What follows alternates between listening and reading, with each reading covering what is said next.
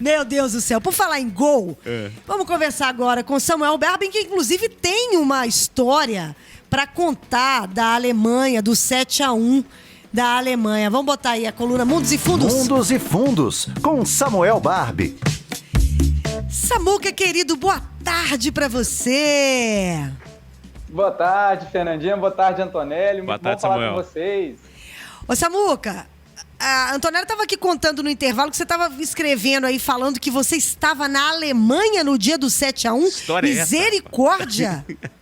Estava, gente. Eu estava na Alemanha no 7-1 e eu foi um banho lá na Alemanha. O pessoal ficou com tanta dó de mim e dos brasileiros que estavam comigo que a gente comeu de graça, bebeu de graça, pôde ir pra balada de graça. Olha aí. Pelo menos eles foram legais, legais, que com a camisa da seleção. Então foi muita humilhação. Acho que foi o dia mais caro da vida, foi esse. Filho, ninguém merece. Foi, né? Comeu de graça, bebeu de graça, foi pra balada de graça, mas a que custo? A que preço, não é, Samuca?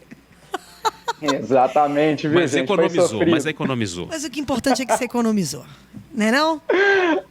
É isso aí. Ainda dentro do tema Copa do Mundo, né? Hoje você vai fazer uma analogia entre figurinhas da Copa e... Como é que é essa história aí, Samuca? Eu não sei o que é. Eu não sei o que é Venture Capital, malucas, né?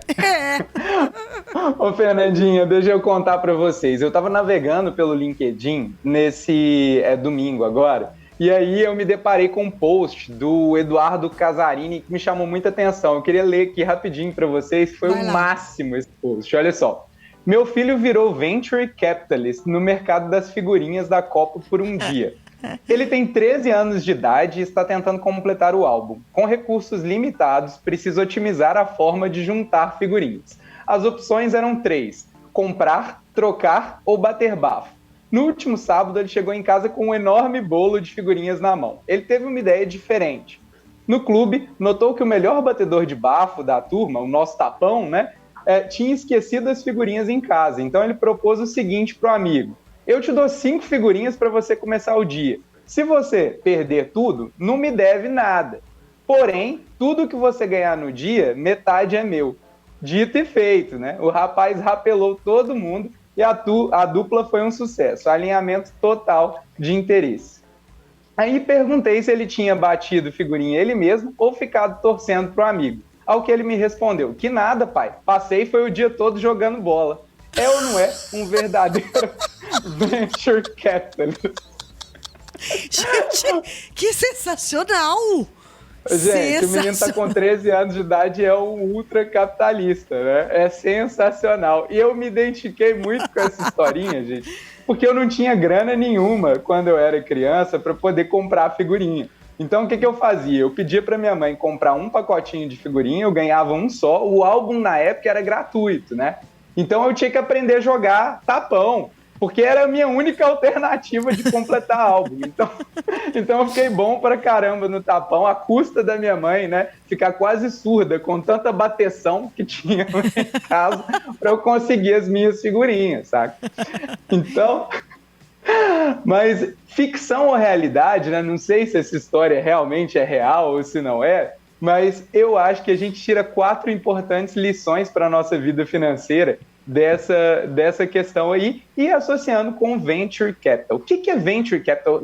Nas finanças, existe uma mania muito chata, que é de levar tudo para o inglês. Tudo tem que ser no inglês. Podia ser muito facilmente traduzido para o português, não ia perder nenhum conceito. Mas, basicamente, Venture Capital é capital de risco, né? Então, o que é um capital de risco? É aquele dinheiro que você vai colocar, que você vai investir numa modalidade de investimento em empresas que têm altíssimo risco. E normalmente essas empresas de alto risco, elas são empresas que estão muito iniciais, né? São tipo aquelas startups que podem, né, virar e dar uns resultados incríveis, crescer bastante, ou então elas podem morrer, né? Existe até uma expressão que se chama Vale da Morte, em que grande parte das empresas, quando elas são criadas, desenvolvidas, elas passam e muitas dessas empresas morrem no caminho. Então, por causa disso, é venture capital, né? É um capital de altíssimo risco, né?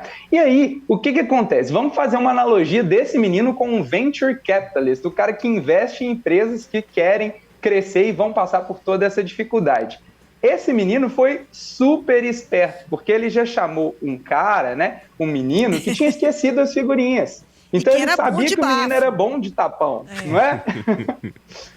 Então ele já identificou aquela possibilidade e falou assim, poxa, ele está sem o quê? Está sem figurinha, que é o capital inicial, é o dinheiro que você precisa para poder investir e fazer o seu negócio prosperar. Então ele adiantou o dinheiro, adiantou as figurinhas para aquele rapaz e pegou uma participação, né, na rentabilidade do menino conforme ele ia jogando o tapão dele. Então, venture capital é isso, olha só, uma empresa que não tem dinheiro e precisa desse dinheiro para crescer, enquanto o venture capitalist, né, que é o aplicador de dinheiro, ele investe nessa pessoa que não tem dinheiro e quer participar dos crescimentos da firma, participar da lucratividade dessa firma. Legal. O segundo aprendizado é o seguinte, é potencial, né, de retorno versus alinhamento de objetivos. Olha só nessa experiência o que está acontecendo. Os dois meninos querem completar o álbum e todos os dois têm recursos limitados. Só que um estava com mais recursos que o outro. Então, o que um fez? Emprestou para o outro e os dois saíram da situação inicial melhor do que eles estavam, né? Então, o menino que foi para o clube sem figurinha, ele ia voltar sem figurinha nenhuma. E quem foi com figurinha, provavelmente ia voltar com as mesmas figurinhas ou tendo trocado algumas delas. Quando a gente tem um movimento de venture capital, o que a gente está tentando fazer? Alinhar os interesses. Então, alguém quer ganhar dinheiro e tem dinheiro no bolso. Outro não tem dinheiro, mas tem uma boa ideia. Então, a gente associa esses dois mundos para que eles consigam crescer juntos e ter um resultado melhor que o inicial. Então, é sempre bom ter o casamento do potencial de retorno, né, que é o cara que é craque no jogo, mas que estava sem figurinha. E aí o outro com figurinhas para poder emprestar para ele e os dois saírem melhor da situação inicial. Maravilhoso! Temos mais dois pequenos tópicos.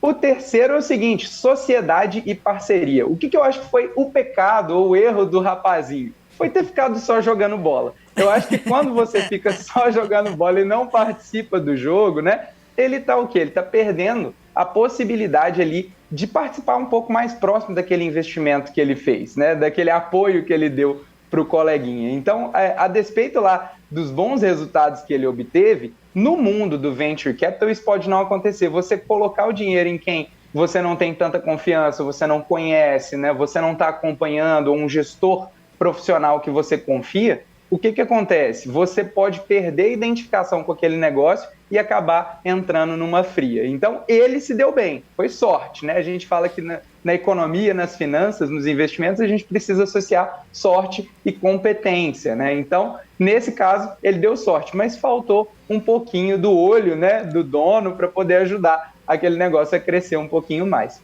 E o último detalhe seria aquele do capitalismo, né? O capitalismo ele não é um jogo de soma zero, gente.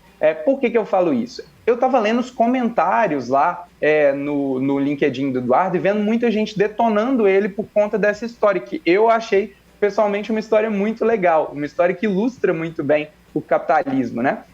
Mas não me surpreende esses comentários negativos. Muita gente estava falando que, olha, essa história é falsa, a gente falha como sociedade em achar uma história dessa ou em apreciar uma história dessa como interessante, porque isso leva a uma exploração do trabalho alheio. Eu tenho uma percepção muito diferente, aquilo que eu estava falando, olha só, num jogo de figurinha, a gente pode até ter essa percepção de que é um jogo de soma zero, ou seja, o menino que era bom no tapão, ele rapelou todos os outros, certo? Ele tirou as figurinhas de todos os outros. Mas na economia não é um jogo de soma zero, porque todo mundo que participa do jogo econômico está ganhando no processo. Então, assim, seja um fornecedor, seja um trabalhador, seja o capitalista, está todo mundo ganhando nesse processo. Uns ganham mais, outros ganham menos, mas o jogo, no final, não é um jogo de soma zero. O meu sucesso financeiro não representa o seu fracasso financeiro. Pelo contrário, às vezes o sucesso financeiro de um empresário significa também o sucesso financeiro de várias pessoas que estão trabalhando com ele. Então, o que eu quero dizer com isso? Não interpretem o capitalismo com a mentalidade de escassez, mas sim como um jogo que tem uma soma muito maior que zero. quando a gente pensa dessa forma, a gente vai sair sempre mais rico do que quando a gente entrou. E aí a gente fica longe da escassez e muito mais perto da fartura. Era isso que eu queria dizer hoje, pessoal. É isso aí, Samuca. Muito bom, adorei essa analogia. Muitas figurinhas para você, para todos nós. Fernanda, e que o Brasil ganhe a Copa do Mundo esse ano. Tem aquele cunhado que sempre fica pedindo dinheiro emprestado. Para quem empresta, é um venture capitalista ou é empréstimo a fundo perdido? O Samuel tem que explicar isso pra gente. Viu, se o cara for bom, se ele tiver uma boa ideia e for um bom pagador, é venture capital. Agora, se ele for um Agostinho Carrara, foge desse cara. É fundo perdido, corre, né? É fundo perdido. Ai, muito bom. Samuca, um beijo pra você, meu querido. Até daqui a 15 dias. Valeu. Até mais, pessoal. Tchau, tchau. Fernanda, várias participações aqui, ó. Bora lá? O Daniel Afonso de Santa Teresa está dizendo, ó, mas se o dono das figurinhas jogasse, provavelmente perderia e beneficiaria os outros no jogo. A opinião aqui do Rodrigo Cantarino também sobre a participação do Samuel, falando das figurinhas, a analogia, né? Ele está dizendo, nessa analogia das figurinhas, eu coloco o garoto como um agiota, onde ele empresta dinheiro ou figurinhas, e o risco é se o cara perder e ele ter que quebrar as pernas do garoto. Não precisa tanto, né? Não precisa tanto, né, gente? Que horror! É só você achar um agiota desmemoriado. Isso.